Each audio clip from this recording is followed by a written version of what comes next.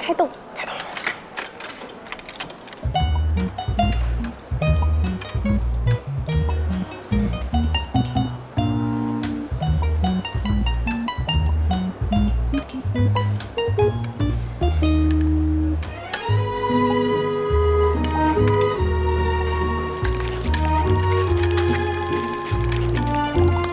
好吃。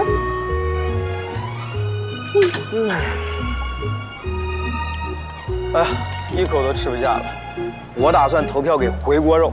我要投给锅包肉，他们家的最好吃。啊，这锅包肉加也太甜了吧？不会啊，如果我自己吃的话，还可以再甜点呢。但是考虑到大家，这个甜度正好啊。你们无锡人真恐怖。不过你还要看林总啊，你们不是共用选票吗？我个人比较喜欢红烧肉。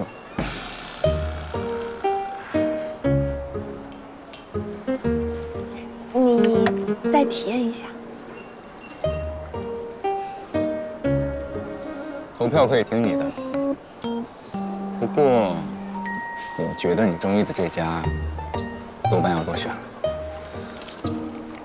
我放盘子去。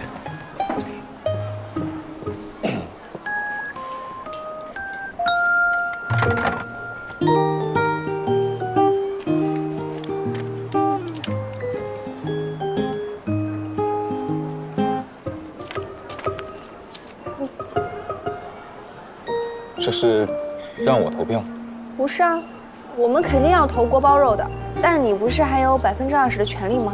我要尊重这20%，所以把写的权利交给你。小念，你是懂权力分配的，谢谢你给我参与感。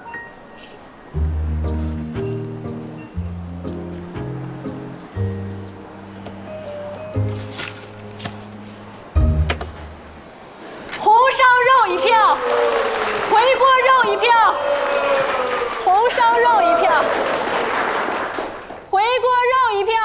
完蛋了，以后不能在食堂里吃到这么好吃的饭。这么喜欢吃甜的？红烧肉一票，真的不算很甜。我刚刚询问了一下，这家承包商旗下有哪些餐厅，我带你一家家吃过来。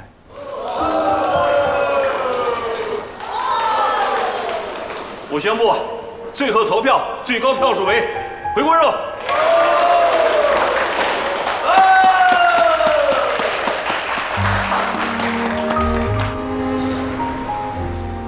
在想什么？在认真考虑你提出的诉求。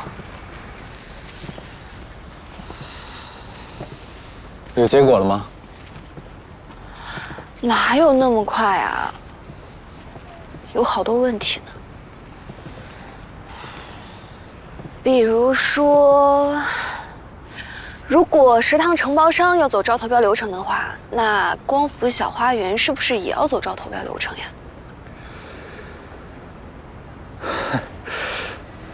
你说的，我的诉求，是说光复小花园。啊，这不是林总你半夜3更严肃交付我的工作吗？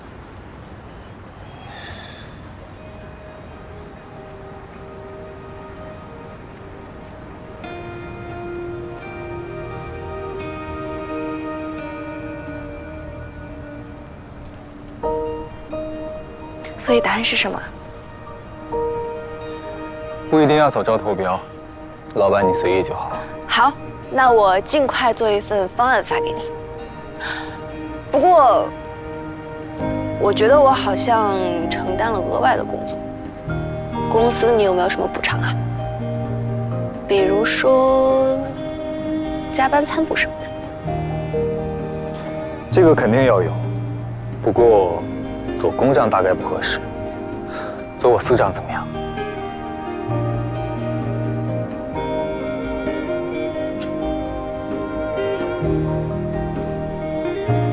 这个糖醋肉看起来不错。哦，花菜可以。我们来了。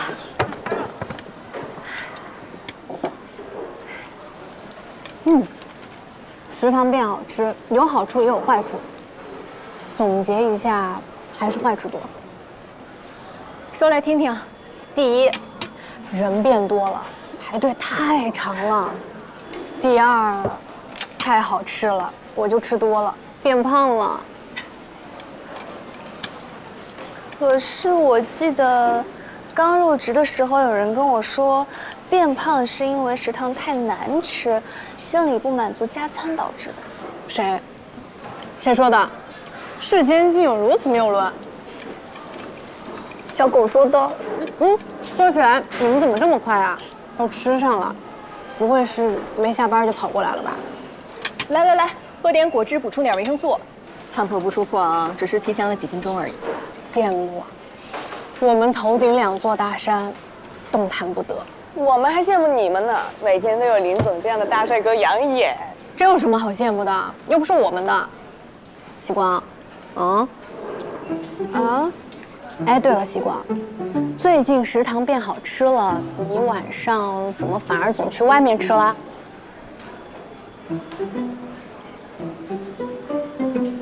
快点吃，一会儿12点半人家要送年会礼品过来，我们要去清点的，快点吃。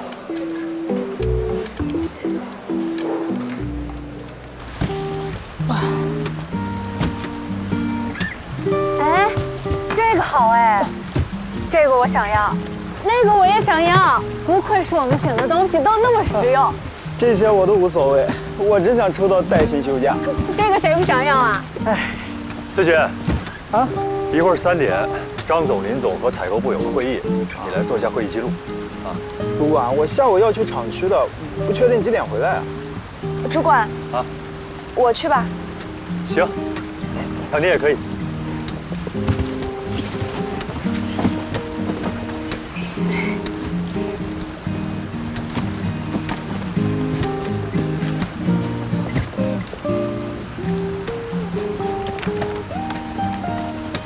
你想说什么？不躲着林总啦？你在说什么？我什么时候躲过？你有官方承认吗？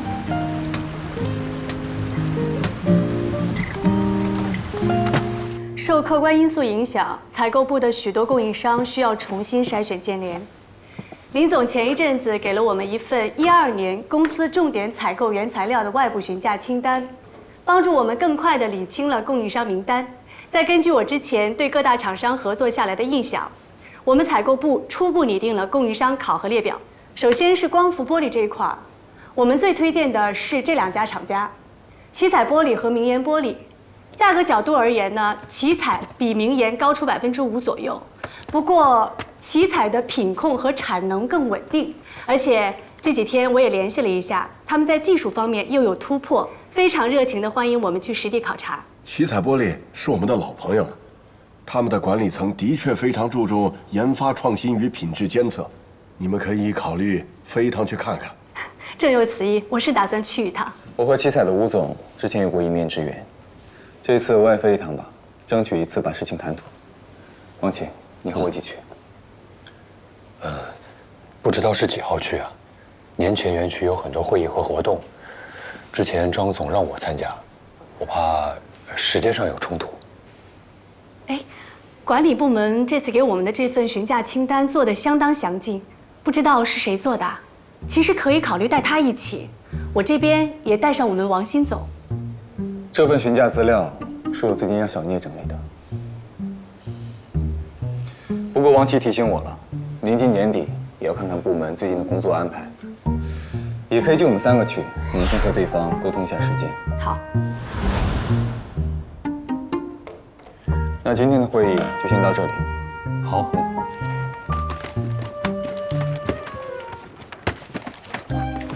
小聂，等一下。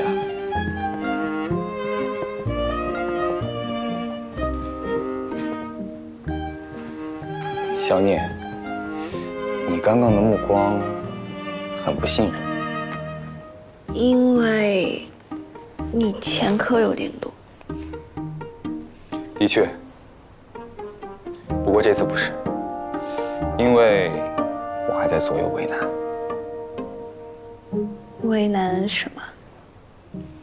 方式方法，我觉得追求这件事应该光明正大的，可是如果在公司这么做，又难免产生一些流言蜚语，对你不公平。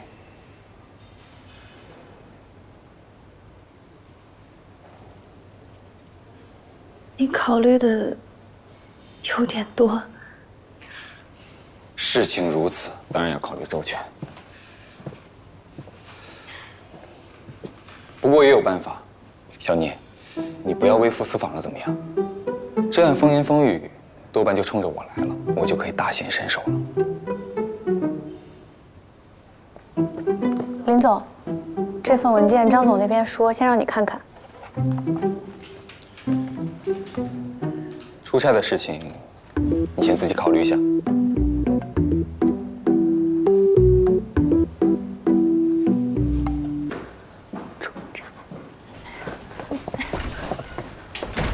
我实在是忍不住了，希光，你要跟林总出差，就2个人，天哪，我就知道是有情况。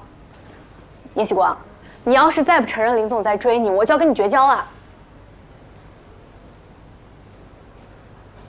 嗨，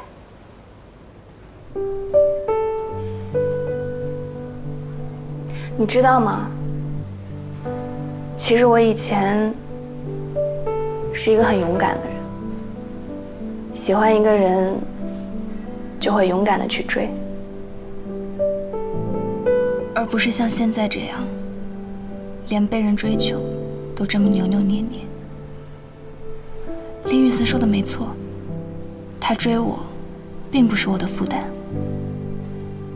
就算现在我还没完全放下，也没有必要这么躲躲闪闪。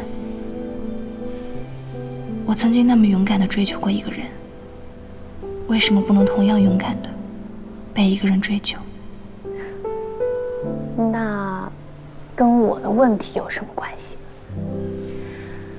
有呀，关系就是你猜对了，他是在追我。真的？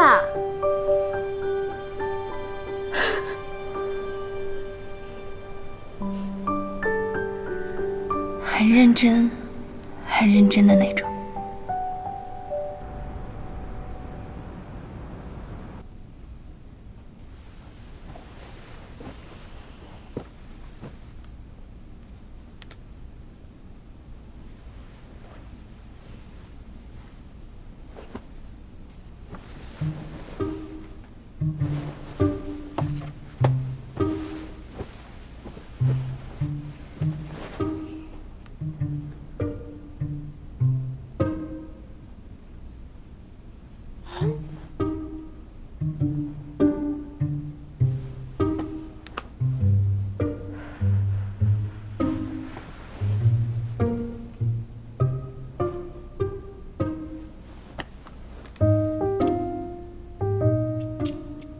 怎么不回消息？不礼貌。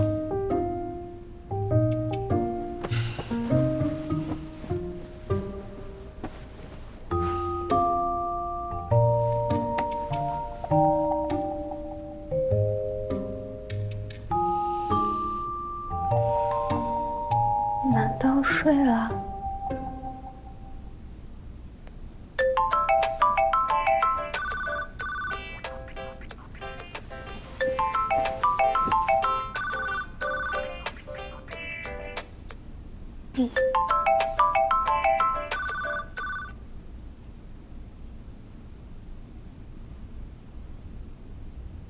喂，刚刚在洗澡。请问聂小姐，加油是什么意思？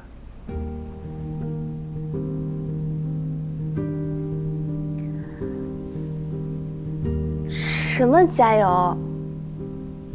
你刚刚给我发的短信。二，发错了吧？发错了？我还以为存心想让我失眠。怎么会呢？那真令人失望。那如果没发错呢？你想告诉我什么？是想告诉我虽然革命尚未成功，我仍需努力，但是政策已经向我开放。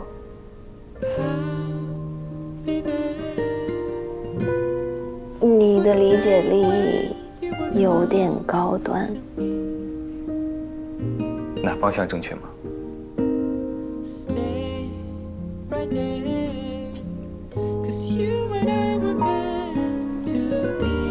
有2件事要跟你说一下。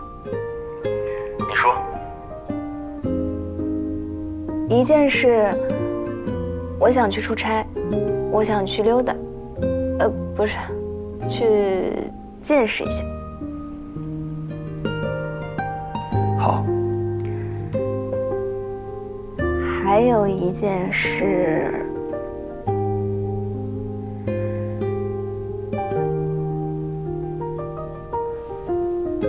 我喜欢你正大光明的，大显身手。也许一开始会有流言蜚语，但那是流言蜚语的错，不是你的问题。请不要束手束脚。当然，如果半个月之后流言蜚语还是针对我，那你也扭错了。说明我没有做好。对，所以你要加油。如果到时候我的每个朋友都跟我说，希光，林总对你不是认真的，你要小心，那我就飞快的跑路。这样，那你把你的好朋友名单给我一个。那没有，我怎么可以帮你作弊？好了，我说完了，我要睡了。林总晚安。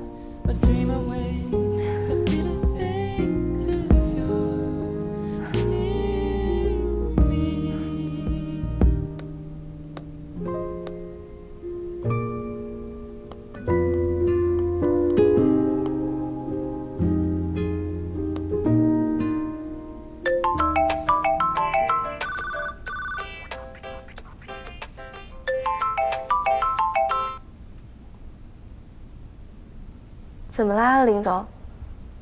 还有事？有。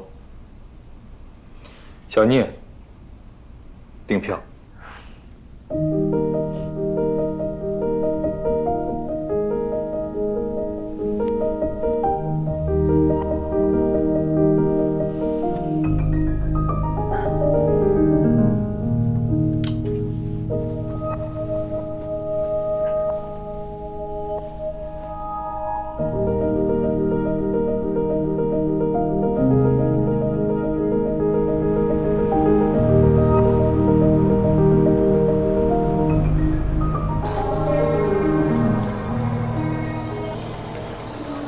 我居然色令智昏，做出了如此轻率的决定。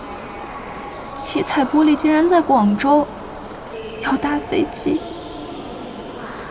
小聂，到你了。来了。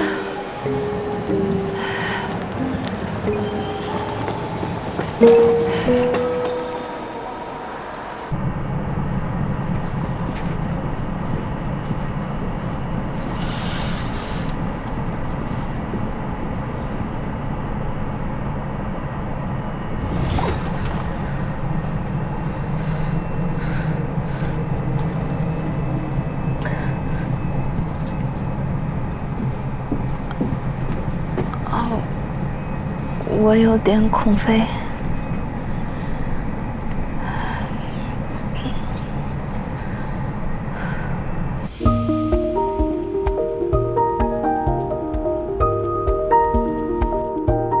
去年呢，我们厂升级了光伏玻璃生产线，并且优化了生产技术，而且呢，新增了新的纳米涂层设备，用于制造和生产我们厂自行研发的自洁玻璃。这边右边呢，都是我们现在的一个生产厂房。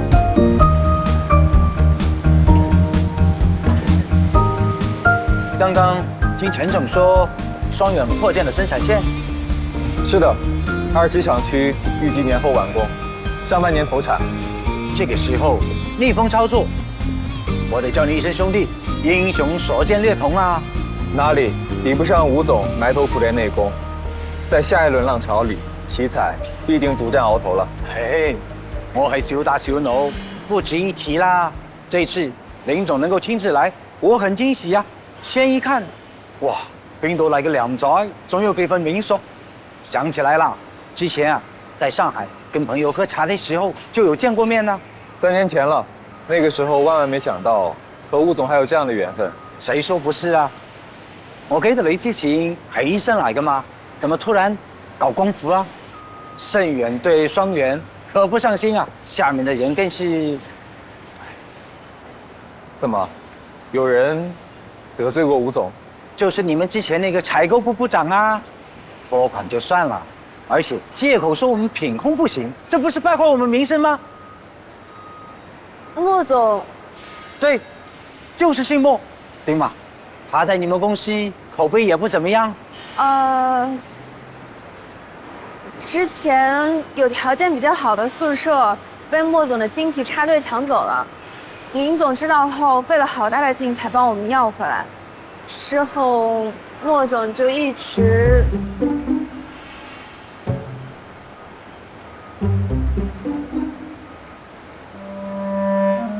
哎，难不成他还敢给你脸色看？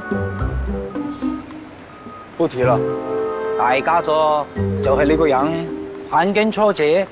哎，他現在不負責採購這塊嗎？去年底声源总部内审，他被查出来在总部任上有经济问题，后来连带查到他在双远任上也不干净，所以只是没想到他还得罪过吴总，我一定要把这事反映给外公。哎呀，咁大個好消息，你怎麼不一見面就告訴我啦？不用反映給盛老爺知啦，小意思。我不是小氣的，我只問一句，他進去沒有？差不多。阿盛啊，你一來就給我出了口陳年惡氣。我這個人啊，最相信風水玄學，我倆的八字相合，回頭啊，大家都高樓高樓啊。求之不得，我才入行，正要向五哥多多學習。肯定的啦，咱們真正是上下游一家，一榮俱榮，一損俱損。其實我對姓莫的不滿，也不完全是因為私人恩怨，最主要是他跟我們這邊斷了，轉頭就採購高價日本產品。事實上這幾年國內光伏玻璃品質完全追上來了，與其崇洋媚外，實在是沒必要啊。的確，光伏產業上下游完全國產化只是時間問題。冇錯。哎，說了這麼半天都沒有聯繫方式，來，都加個微信啊。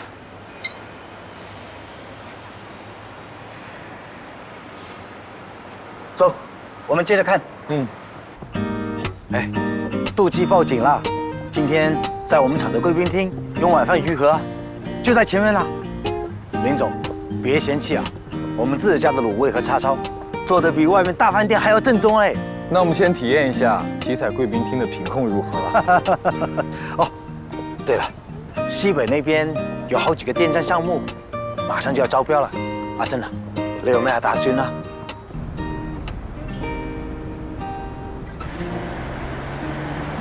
以前接触的都是他们公司高层，还是第一次见吴总本人。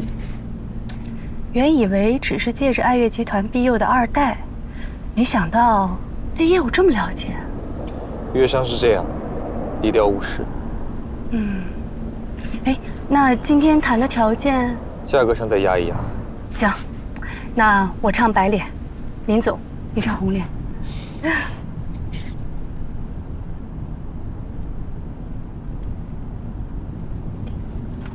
那个，你们都下载那个微信了吗？下了，不过用的频率不是很高，主要用来跟女朋友聊天。我前阵子才下，用的不多。不过这个软件以后大概率会是主流。肯定的呀，免费的多香。那到酒店有 WiFi 了，我也下一个。上个月英姐让我下，我没有下载。林总，你也不提醒我一下，害得我严重了。我的错，失职了。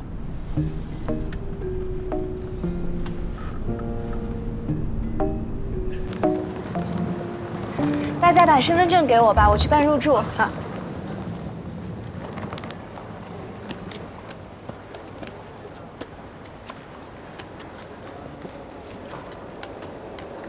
给我吧。谢谢。林总，要不还是我来吧，小聂毕竟是……没事。我在网上订房的时候找了优惠套餐，可以免费享用行政酒廊，而且每个房间还赠送一个 SPA， 晚上11点结束。大家现在去还来得及。小聂做事啊，真是周到体贴。订酒店之前还特意问我酒店偏好，我说什么偏好都没有，我们住一间吧，你看着办。都是同事教的。走吧，在这边。你好 ，SPA 有空位吗？好，我半小时之后过去。有2个空位吗？好的，谢谢。是下的太多。小聂，你要不要问问林总那边？他们男人多半不做 SPA， 正好咱俩一起去。好呀。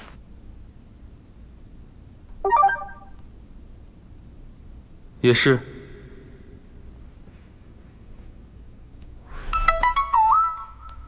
出差还要陪你加班啊？陈总让我问问你们的 SPA 券用不用，不用的话就他和我去。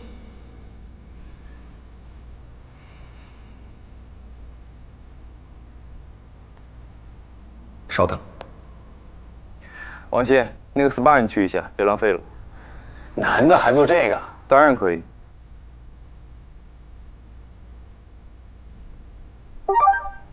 王鑫特别想去。林总说王鑫总特别想去。那好吧。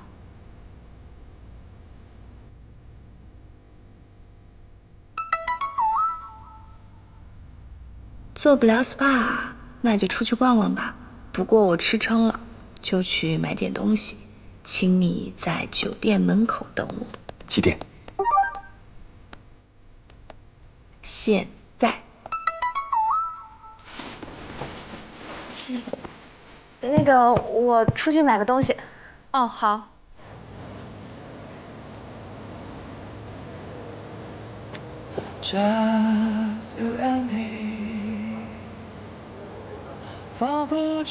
你居然还换装？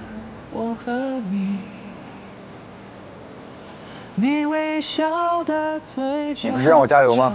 那多带一些衣服不是很正常？这叫发挥自身优势。我懂啊，一表人才。过奖。你要去买什么？我要去买个新手机，旧的内存不够。走。走。这个是我们的最新款，颜色有这2种。你朋友用的就是我们这个型号。好用吗？可以，反应速度很快。你可以拿个粉色的，跟你朋友的这个颜色很配。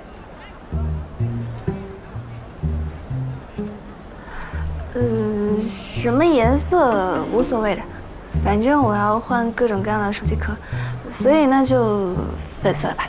好。麻烦帮我拿内存最大。好的。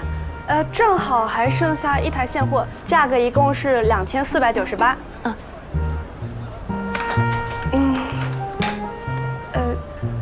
请问哪位？哦，我。好。那需要拆开吗？我们可以帮你装机。好呀，那麻烦帮我装一些常用的软件，还有微信。哎，小姐。你之前用的也是我们的牌子，整个旧手机的短信通讯录和照片都是可以导到新的手机上的。哦，好，谢谢。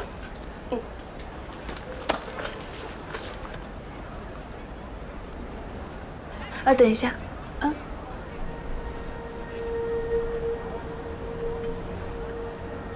我只需要复制通讯录就好，其他的就留在旧手机里吧。好。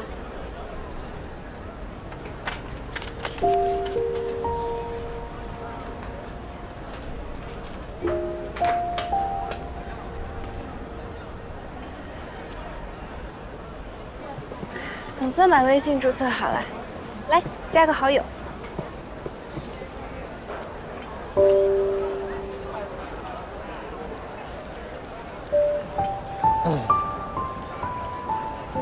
你动作也太快了吧！一直盯着。你下载了新软件，我当然要第一个申请。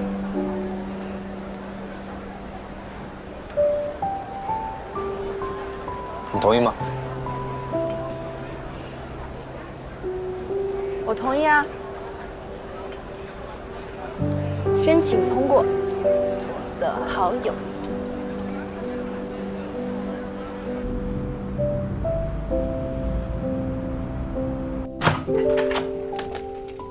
陈总，我给您带了双皮奶。哦，谢谢。哎，不是出去买东西，怎么又给我带了吃的？本来是不想吃的，但是这家双皮奶特别有名，我吃了一下，觉得真的很好吃。林总还说，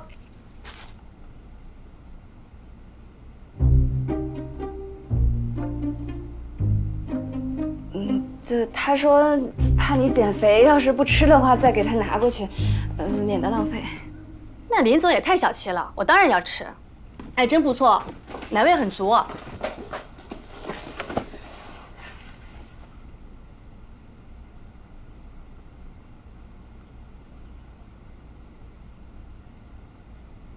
小聂，你跟林总是？哦，不是，我跟他。别紧张，我就是随便问问。没有，就是有些话，原本我不该说，但是我之前经历过一些事情，还是想提醒几句。我以前那个公司比双远大不少，你应该听说过。我一毕业就进去了，干了10几年，升到了采购部副总。我以为我会一辈子在这个公司了。哎，当然我这个人吧，胆小怕事，收不了黑心钱，挡了人家财路，就有人针对我。职场上勾心斗角也很正常，但是他们偏偏就要用最下三滥的手段，暗地里编排我男女关系混乱。一时间，公司关于我作风问题谣言满天飞。这些人太恶心了，那你怎么办呢？能怎么办呢？也都是背地里指指点点，在我面前装模作样的。你说的对，就是恶心。我想报警，没有证据。我找老板说明情况，老板跟我和稀泥，说是我想多了。我彻底心寒了，一走了之，不跟这些烂人浪费精力。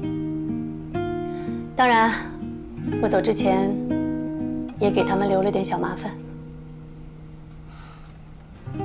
做得好。这何尝不是一种逃避呢？他们又何尝不是成功了呢？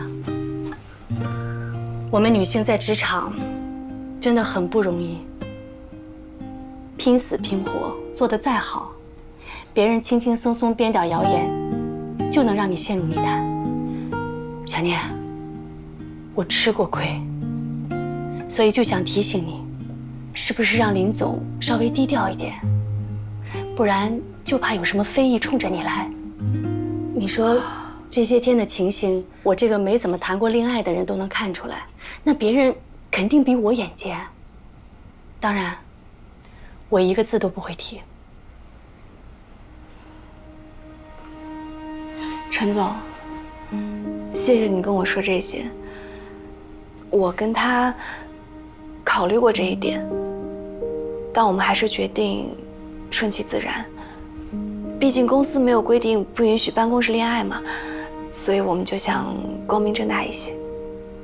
其实，你遇见的事情，我上大学的时候也遇见过，当然情形没有你那么严重，但是那种含冤莫白、无法解释的感觉是一样的，而且很久之后，时不时还会突然想起，觉得很难堪，很委屈，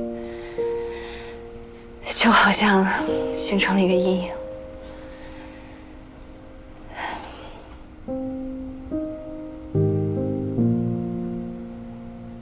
所以我一定会竭尽全力，不让这样的事情再在你身上，在我们公司发生。你这话说的，好像你是我老板，要保护我似的。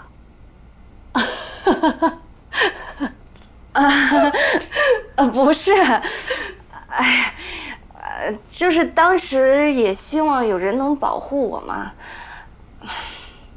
其实当时也有朋友帮我安慰我，所以我懂。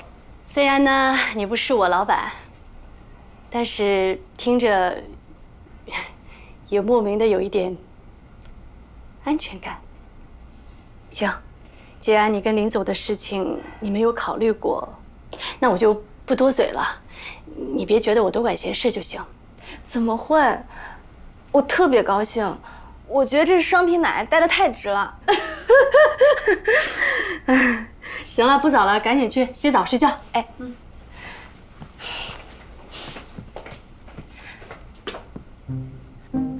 等一下，陈总，你好像误会了，我跟林总还不是男女朋友关系。还？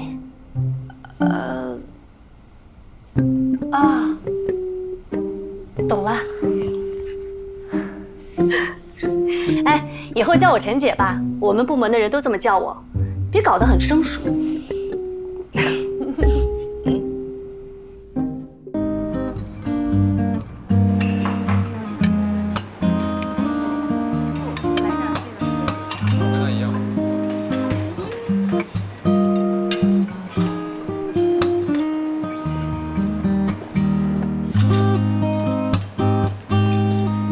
早上好。我跟你说啊，陈姐人特别好。陈姐，一晚上就被别的部门收买了？不是啦，我昨天不是给她带了双皮奶吗？然后一不小心就说漏嘴了，是跟你一起出去的。然后她就特别好心提醒我，让我注意公司仪礼。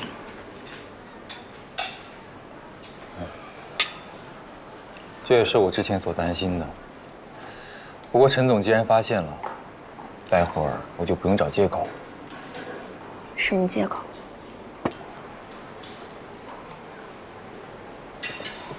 这酒店的早餐很丰富啊，还有现做的肠粉。你有广东特色哦。是挺不错的。待会儿你们吃完就飞回去了吧？我们？林总，你要改行程？我和希光打算退掉飞机票。改行程改签就好了呀，退掉了怎么回去啊？昨天晚上王鑫跟我提到希光有点恐飞，我也是才知道。正好周末我考虑了一下，打算和他一起坐火车回去。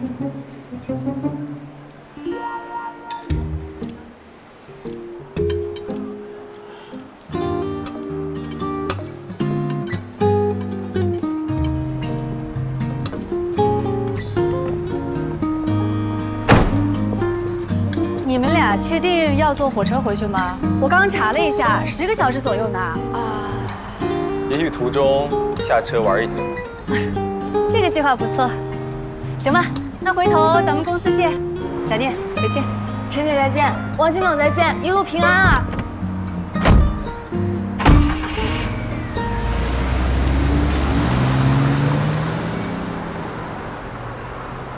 我们还要去别的地方吗？我怎么不知道？只是其中一个可行性方案，当然以你的意愿为主。我的意愿不用改坐火车。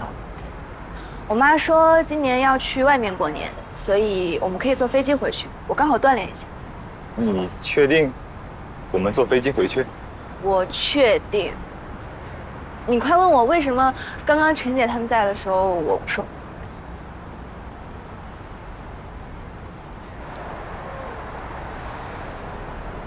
为什么？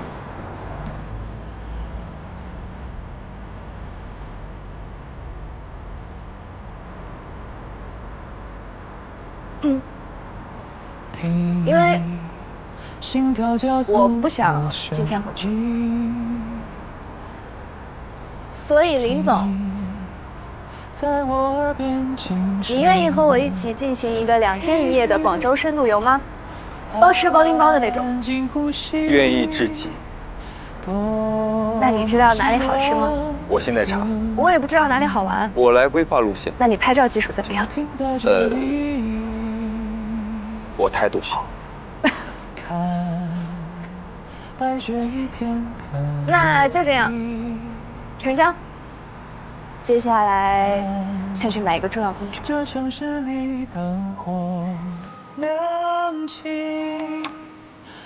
手机壳为什么是重要工具？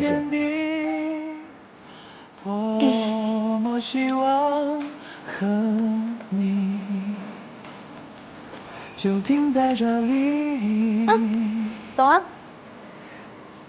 懂了。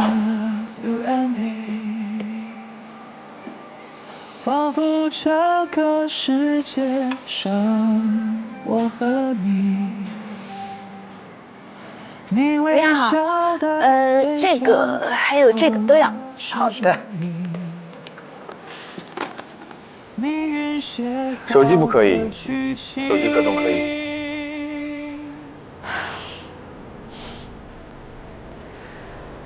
谢谢。连我手机上的这个，一共5个，多少钱？借你跟靓仔200块啦。你也靓仔，便宜点，100。100块就100块啦。靓仔，你真係思覺唔差啦。謝謝啊。謝謝。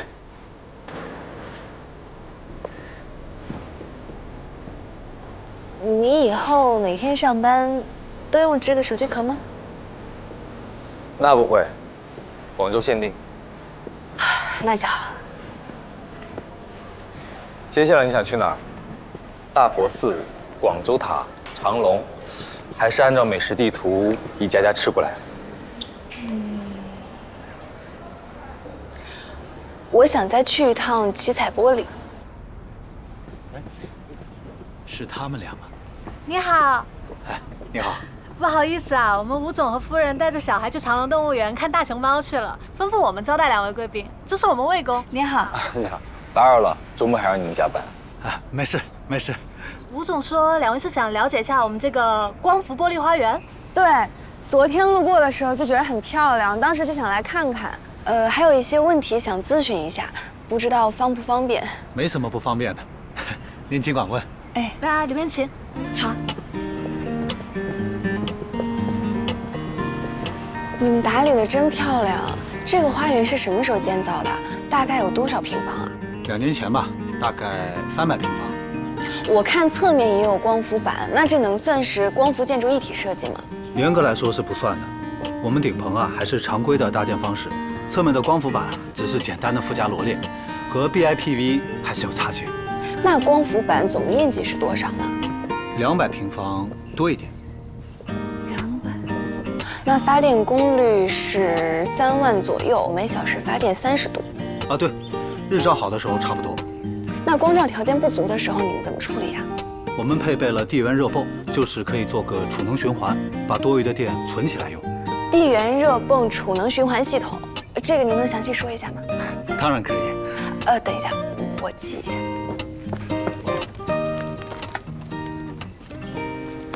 其实我还想问一下成本方面。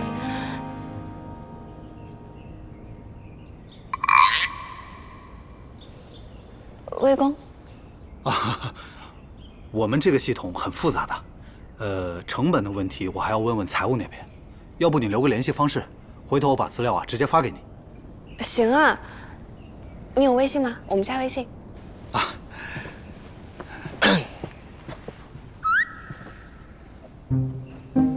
花园很漂亮，我可以拍几张照片吗？啊，当然可以了。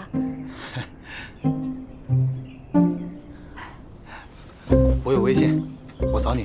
太好了。好，回头我把资料整理好发给你啊。谢谢，我通过了。啊，他好像是你老板吧？你让你老板拿包，真的好吗？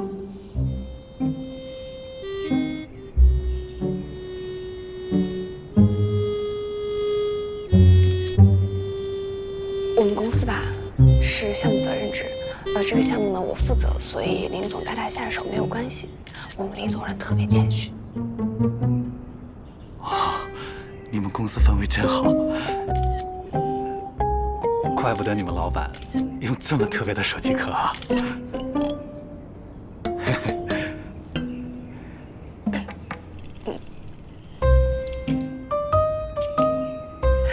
辛苦你们了，那我们就先走了。谢谢了。没事，不用客气。好。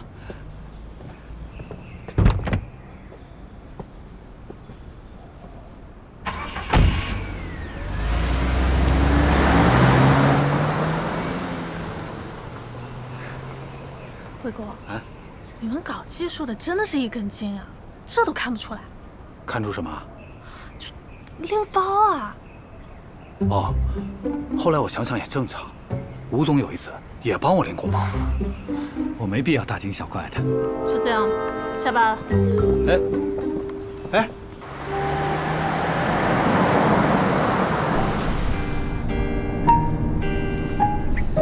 储能问题，其实我们的技术员也可以问。当然可以，但是这里面呢也有一点小小区别。什么区别？前些天我跟技术部门在讨论小花园的设计嘛，他们问了我很多问题，我就觉得我像一个什么都不懂的笨蛋甲方，所以就想偷偷的学习一下。那问外人就不会在公司内部暴露我的无知了呀。回去呢，我还打算买一些光伏方面的书，到宿舍里读。有道理，书不用买了，我给你。你有？当然，因为我之前也是个什么都不懂的副总，全靠背后偷偷学习，公司里才勉强撑得住场面。我们跨专业真的是太难了。可是你也不能因为自己淋过雨就把我拉过来一起淋雨啊！你怎么能这么理解我？这叫共同进步。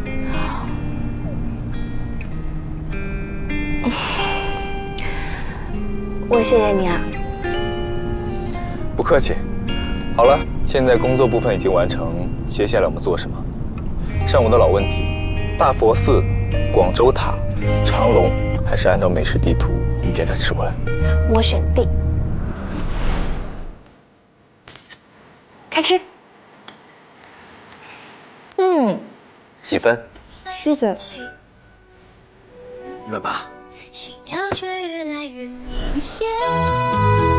你说你喜欢夏天，我举起。很好吃。确实不错。你好，一共50。1、2、3。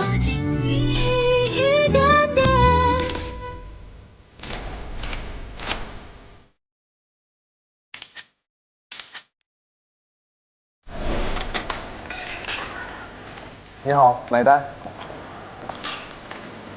这次我来吧。170。170。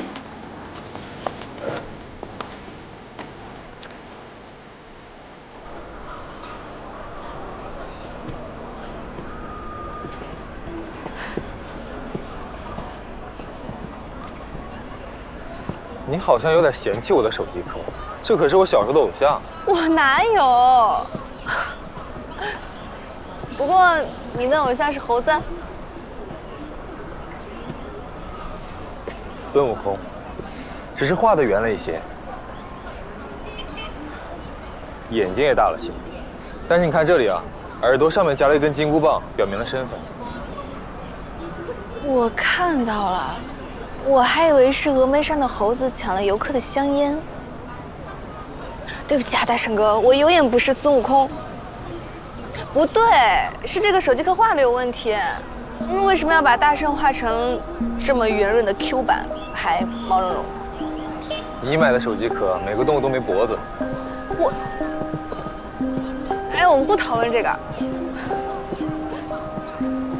你的偶像居然是孙悟空啊！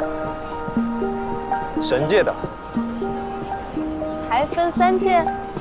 那当然，小时候偶像有点多，不分区排名很难办。那时候在白墙上给偶像们按智力、武力排名。你小时候居然这么活泼捣蛋，那你爸妈肯定很头疼吧？还好，你呢？我可是乖孩子，只是偶尔调皮捣蛋了一点。偶尔这一部分详细说说。在泥里打过滚，用树枝打败过大鹅。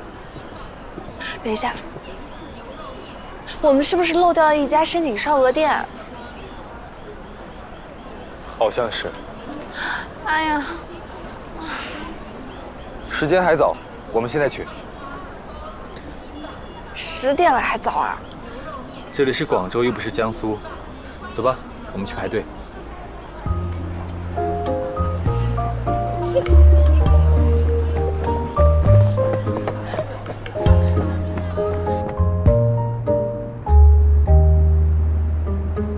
明天怎么安排？安排睡觉，我要睡到中午12点。那中午在附近找个吃的就回去。好。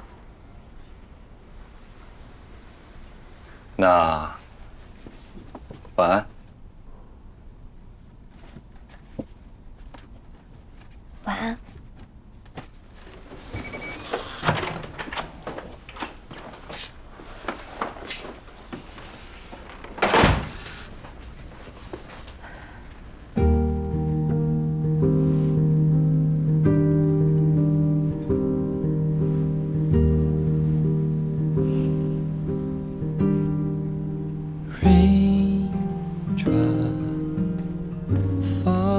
Out of time when you were near, singing in silence, and the world stops spinning out of line so uncontrollably.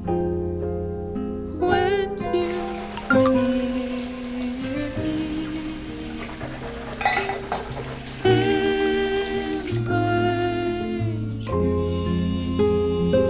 如果你要12点起来，也许早上我可以去安排一些小惊喜。什么小惊喜？很小，不一定有效。明天见。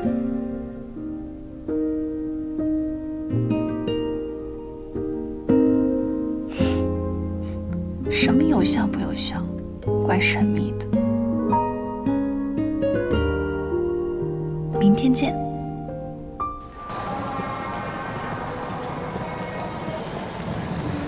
这就是你说的大惊喜？小惊喜。全都是美食。早上起得早，就去把攻略上没来得及吃的东西都打包了一份，当然是能带上飞机的。路上吃点东西，也许可以缓解你的恐飞。原来你昨天说的不一定有效，是说这个，让我一路吃到上海吗？飞机要飞3个多小时，一直吃可能会撑坏。那是怎么办？飞机颠簸一下就给你发一份，内容未知。盲盒。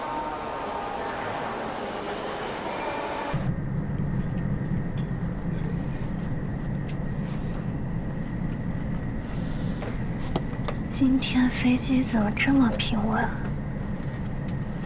那不是好事。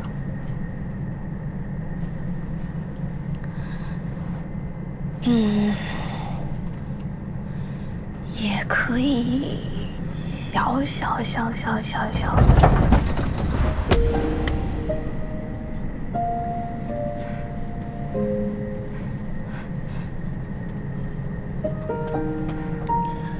没事，过去了。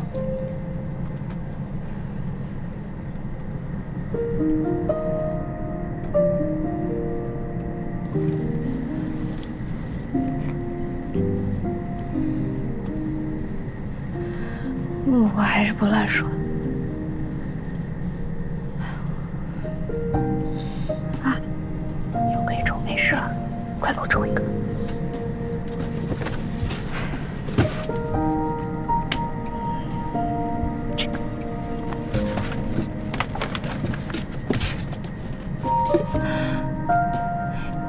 鸡仔饼。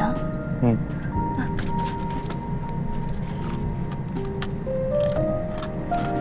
好吃吗？那不好吃什么？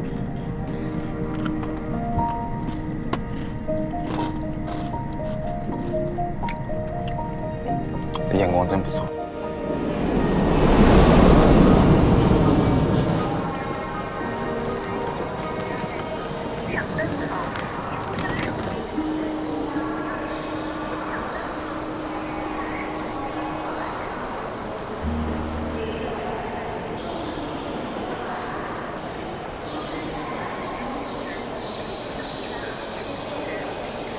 今天飞机好稳，还剩下这么多美食，你打算做什么？当然是送给你。你不是有很多好朋友，从广州回来总要给别人伴手礼。不过作为出资方，我是不是有权知道你送给谁？你就是想要我的好朋友名单，对吧？对，策反名单。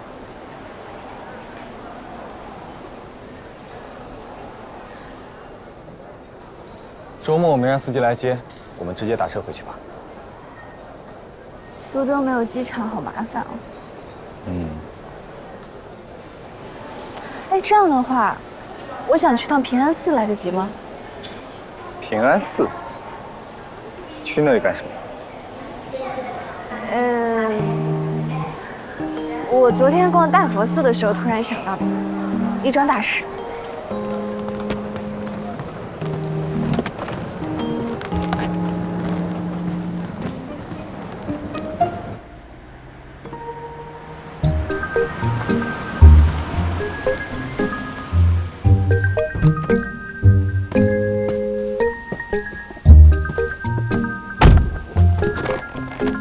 谢谢。我陪你进去。不用，我自己进去就行。你不要打扰我。西瓜，你好像有点做贼心虚。怎么可能？我长这么好看，怎么可能做贼？你就在这看行李吧，我进去了。好。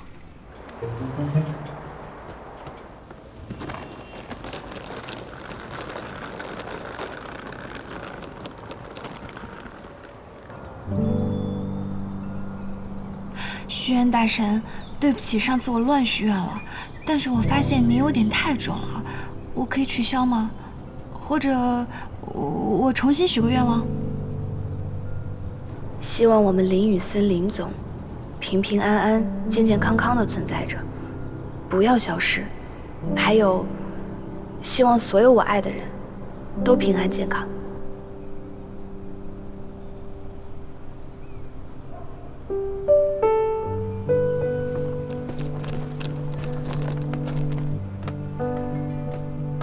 许了什么愿望？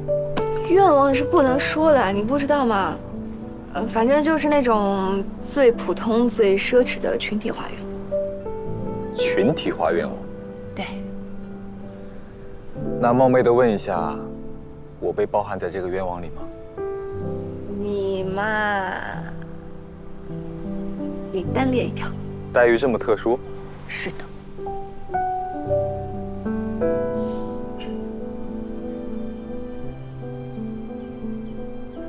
哎，好吧，就是，就是希望下星期年会的时候，老板给我一个好的奖品，放假7天什么的。就这个？当然啦，做人不能太贪心的。啊，好啦，我这都许完愿望了，我们回苏州吧。小林，打车。HTCL 海迪欧科技有限责任公司暴雷，2亿美元贷款偿还无望。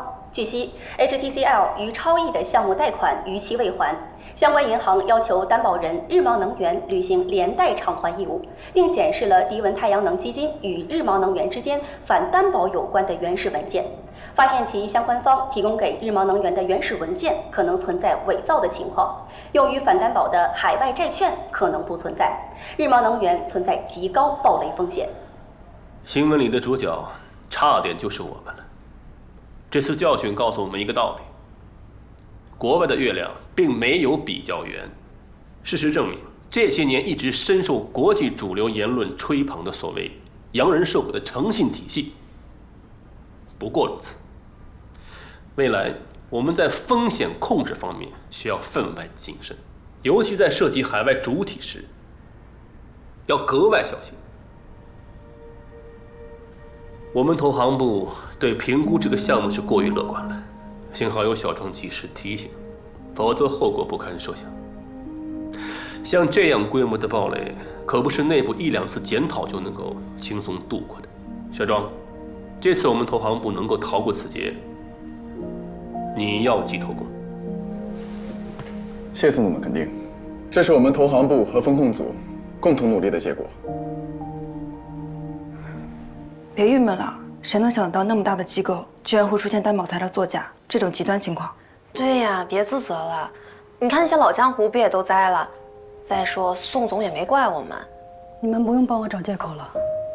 我 Chris， 敢做敢当，错了就敢认。所以庄，你是觉得接下来这个行业不再具有普适性机会，只剩下结构性机会？嗯。我看之前主投的几家头部机构，的确都提前开始做退出准备了。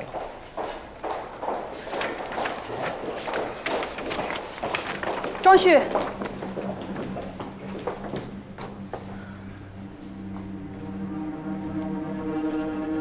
我是来向你道歉的。日芒能源那个项目的确是我轻率了。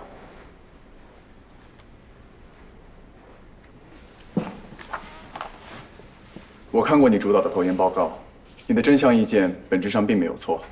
况且，我是你的同事，我们都是华亚投行部的战友，你不需要向我道歉。最主要是，以后我也会出错，除了老板，我可不想和每个人都道歉。不用道歉，那我向你道谢吧。谢谢你，让我免于无数场检讨会。虽然我也觉得不必，但是好吧，我接受。既然这样，有空的话，下班之后我请大家吃饭，也算是庆祝我们逃过一劫。好呀好呀，凯文跟嘉靖肯定有空。庄，你也别加班了，大家一起吃个饭，聊聊天，喝喝酒。免费的酒，当然没问题了。说起来，这好像是咱们小团体第1次私下聚餐吧？来，让咱们为了首次团建，干杯！干杯！干杯！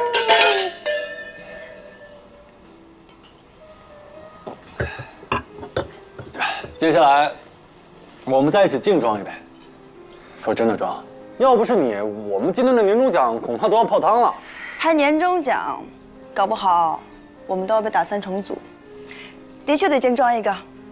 你们太夸张，而且最终决策的是宋总。那今天老板又不在。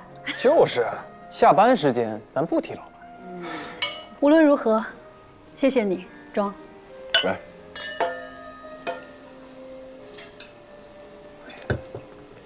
话说重组我是万万不能同意的，毕竟我们组有全上海金融圈最美的姐和最帅的哥呀。那个最帅的哥一定是说我啊，但是最美的姐是谁啊？Kevin，好好说说。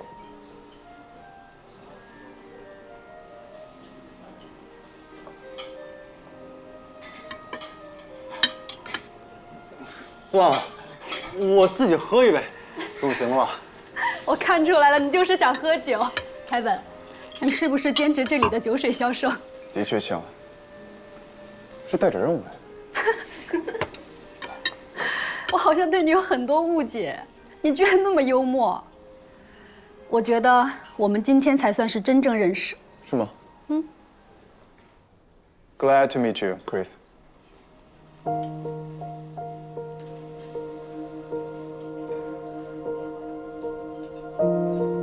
Justin 刚刚认了最帅，是不是应该喝一杯？嗯，对，太不要脸了，得2杯啊。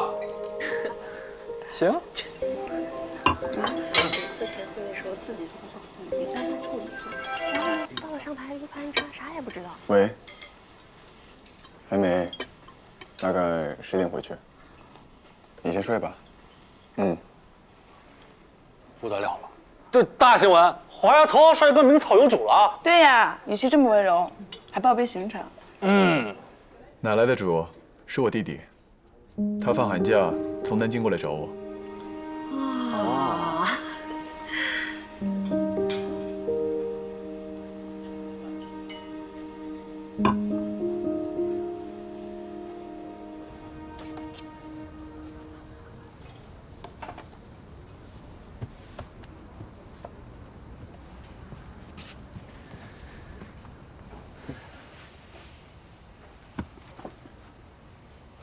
诗集，哥还看这个？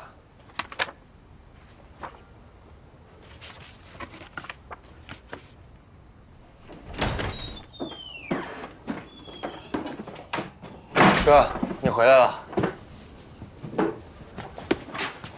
哎呀，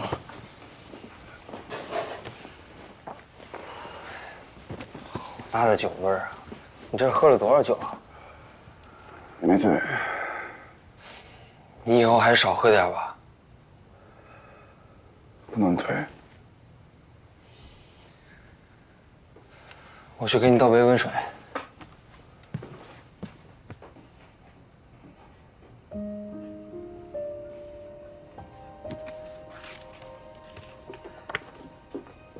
幸亏我来了，我要是没来，你要是喝多了，是不是就在沙发上睡了？啊。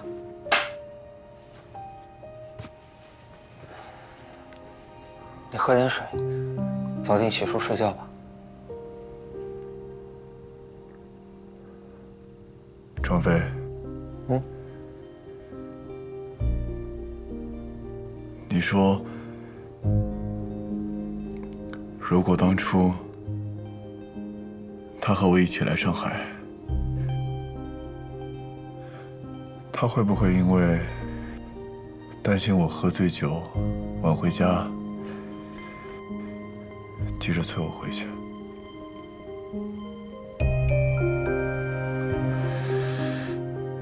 像你一样打电话给我，问我在外面在干什么，几点回家？你在说什么？萌姐不是也在上海？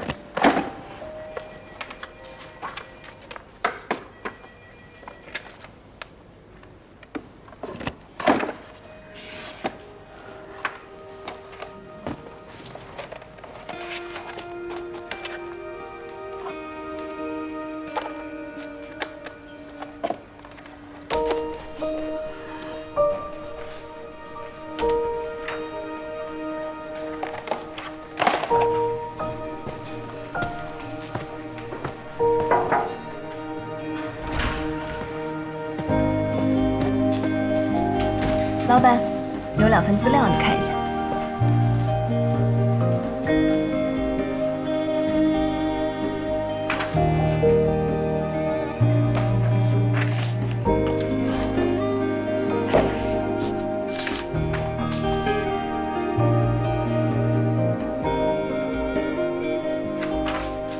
这么快就做出来2种截然不同的方案？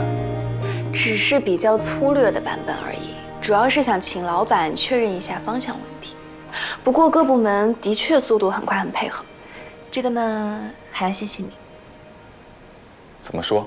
从广州带回来的美食盲盒呀，我回苏州当晚就叫了认识的也住在公司的女同事们一起来吃了。